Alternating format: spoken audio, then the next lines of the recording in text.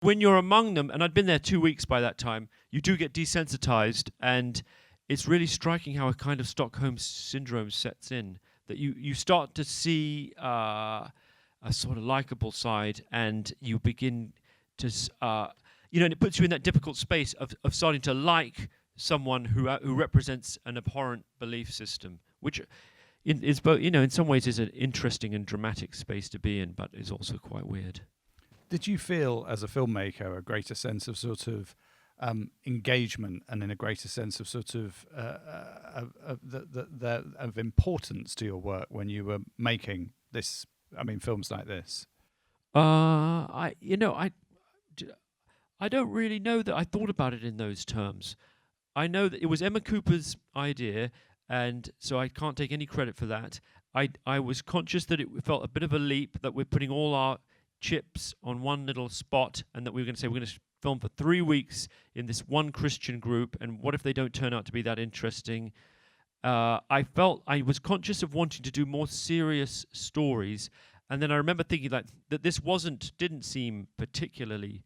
I mean, I've always had a slight weakness for wanting to be a sort of foreign correspondent in a slightly embarrassing way, so I always thought, I should be out in Iraq in a tank.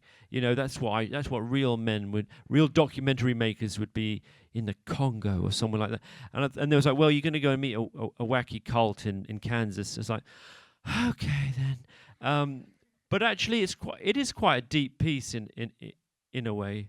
And I think what makes it work, among other things, is that they knew that I thought they were. I don't want to use the term fruitcakes, but they knew that I didn't agree with what they represented, and they really didn't care. And so there's this real honesty to the relationship, that they're fine with being depicted as kind of crazed religious Bible thumpers. So you've got all of that awkwardness out of the way. Did you feel that you were ever close to losing access? I mean, that tension is something we've spoke about before, but... No, not even close. I mean, I've never felt so relaxed. And this is an awful, or maybe an awful thing, or may sound awful, but it was one of the most pleasant filming experiences I've had.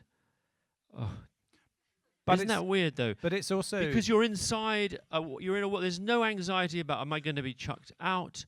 You just sort of, you're right in the middle of something just that for me felt fascinating, strange, but you're in this sort of neutral zone where, even though they regard you as a hell-bound sinner, they're being quite nice to you, and you've got some sort of diplomatic immunity where they sort of made us dinner on one or two occasions, and I remember being on a car, and we were our sound recordist suddenly became aware he could still hear them on his headphones because they were mic'd, and Noah, that little guy, who I really liked, the one who's confused about what a fag enabler is or something, and he was saying, will Louis still be around, next week?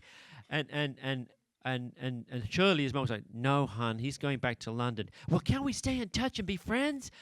And she's like, no, hon, it's very sad, but Louis is going to hell. And they read up on me because they'd read that I had a first wife, and so it was like, oh, I was an adulterer in their terms. Like, it's very sad. And it was like, he's going to hell. And it was just, I mean, it's kind of funny, but I was also quite touched by that.